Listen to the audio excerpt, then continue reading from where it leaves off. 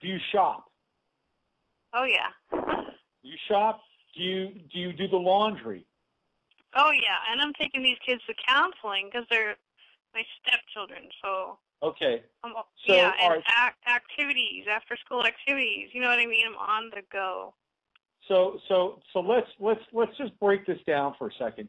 If your husband were to go out and hire somebody to cook for his kid, those are his kids too, right? Yeah, they're not mine, not biologically. So you're cooking for kids that aren't even yours. If he were to go out and hire somebody to cook for those kids, how much do you think that would cost him? I know.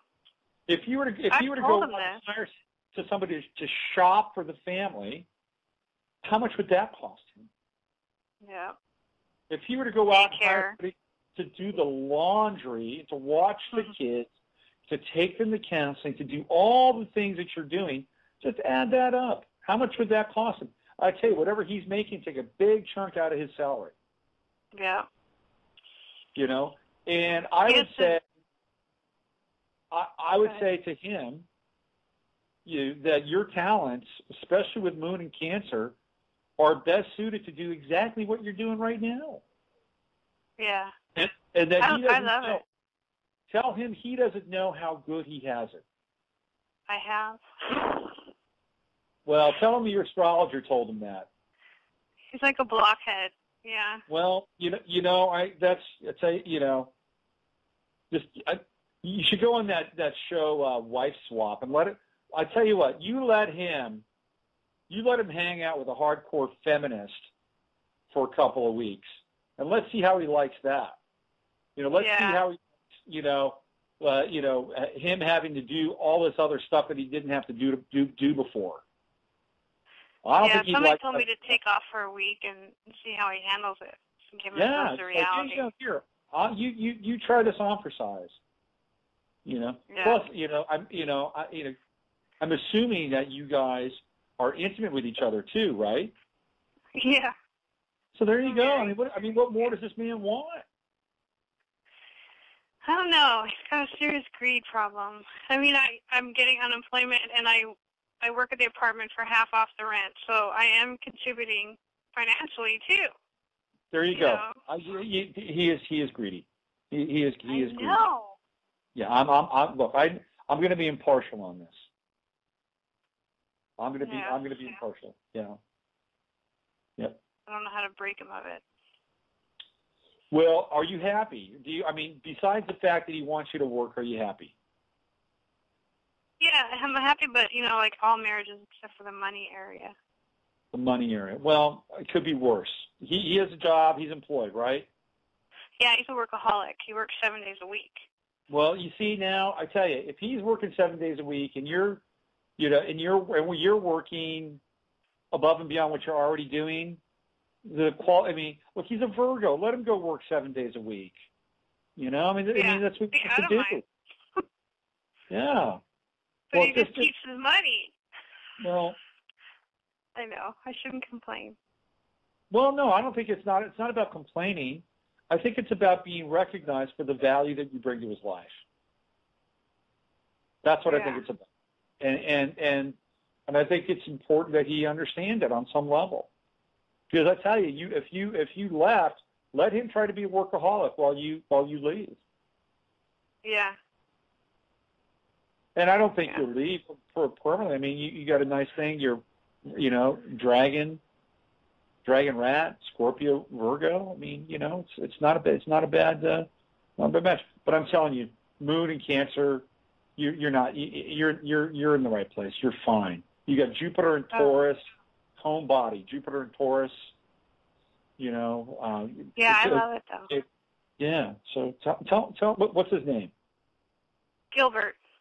You say, Gilbert, I talked to my astrologer today, and he said, Gilbert, you're one lucky. He told me to tell you that you're one lucky son of a bitch. And he'll tell me he doesn't believe in this stuff. I only believe in this stuff. He doesn't. Uh-huh.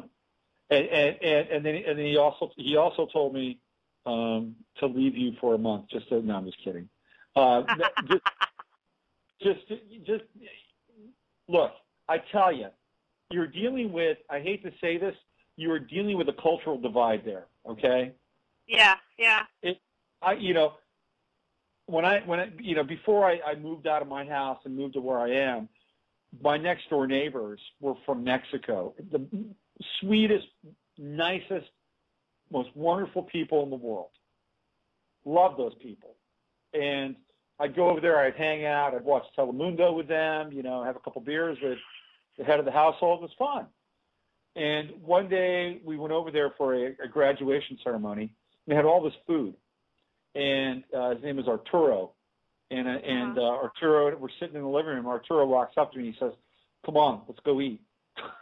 I'm like, okay. So we sat down at the table, right? It was me, Arturo, a couple other men. We got served first. Weird. Yeah. And it's like, in that culture, the men eat first. And to me, it was like, wow, this is a trip. Yeah. It's like, okay, I'll roll with it.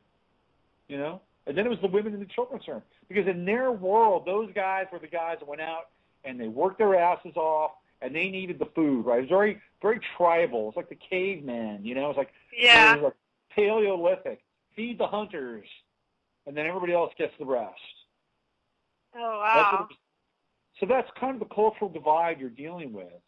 And it sounds like you have a softer version because at least he cooks for himself.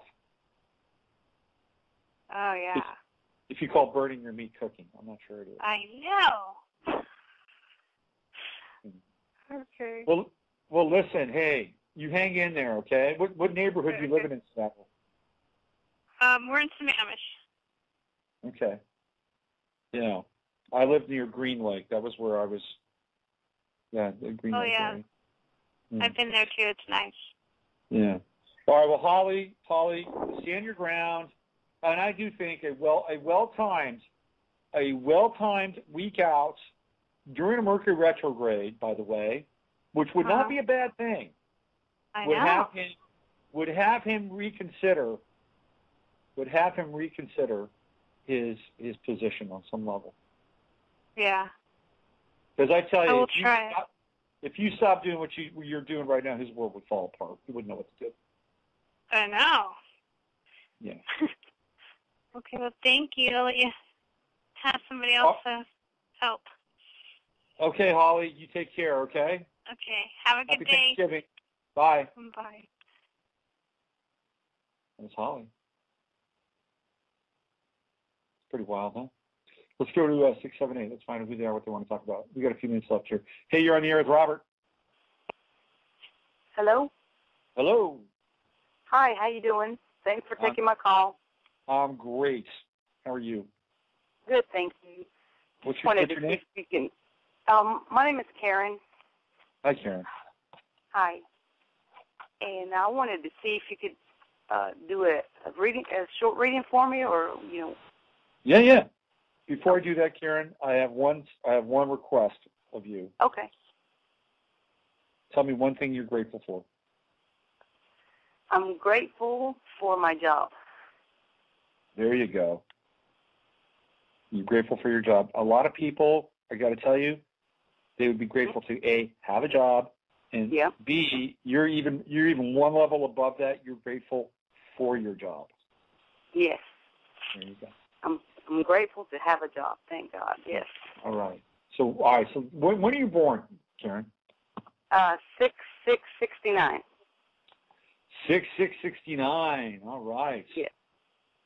Interesting birthday. Where in the world are you calling us from? Georgia. Georgia. Okay. One of my favorite songs of all time is "Rainy Night in Georgia" by Brooke Benton. Oh yeah, that's a nice song. Yeah. 6/6/69.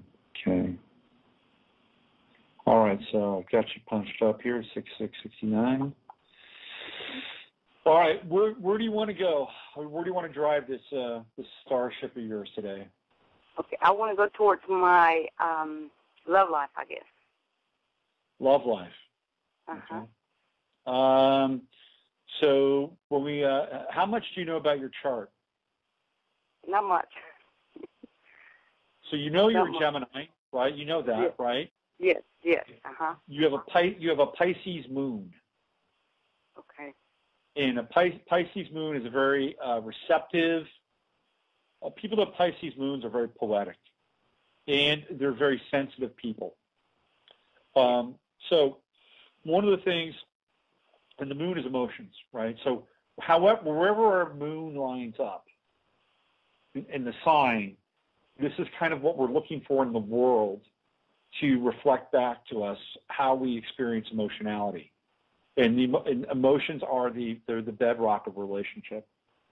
So with the Pisces moon, anything that's relationship related has to go through the moon. And for you, you need somebody that's sensitive, poetic, romantic, somebody that has a spiritual side, somebody who one of the things people that I know with Pisces moons, they can tend to be a little on the sappy side, and not in a bad way, like nostalgic. People that have Pisces moons can be nostalgic. So, Pisces moon is a classic romantic. Somebody who likes flowers, somebody who likes, sunsets and, really kind of, typical, rich, traditional, romantic sentiments. Now, you're a Gemini, and you have Mercury in Gemini, and it's retrograde, so you also like variety.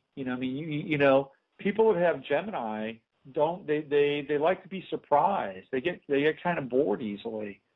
So you've got to be able to temper that a little bit, and your moon squares your Mercury, so that can be a little challenging as well. So you need somebody that can also not just be kind of romantically inclined and sensitive, but can also be kind of fun and not get stuck in ruts. That's very important. You need to be intrigued. You've got Venus in Aries, and it's at the anaretic degree. It wants to get into Taurus, but it's not quite there.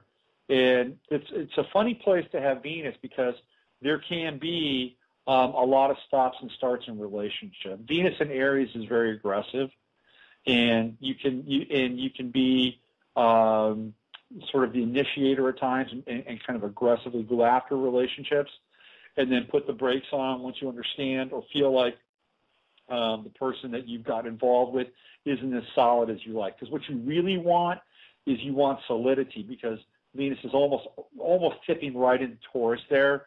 So you want a stable relationship, especially because you have Saturn in Taurus, and based on the degree, it's conjunct. So what you're really craving, it's interesting. The pattern here that's emerging, in your chart is you want solidity and stability in relationship.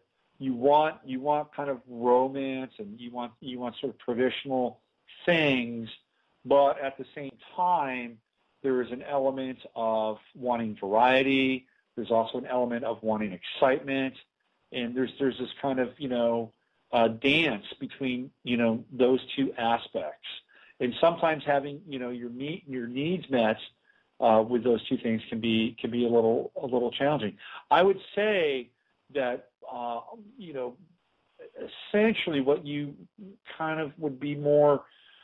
I mean, it's cliche, but having somebody who is solid and that you can depend on should be your baseline in terms of relationships, especially with that Saturn and Taurus, and it being conjunct your Venus. You need that. But what you don't need is somebody who's really dull and boring, because that won't play in your life. So you need to have somebody that's got a little pizzazz, but not so much pizzazz that they're going to take off and make you feel like the rug to be pulled out from under you at any time, because that's not going to serve you. Not with that Saturn and Taurus. And in terms of transits, Pluto is actually trining your Saturn right now, but at the same time, it's also going to be opposing Black Moon Lilith, which is a whole nother thing going on in your chart.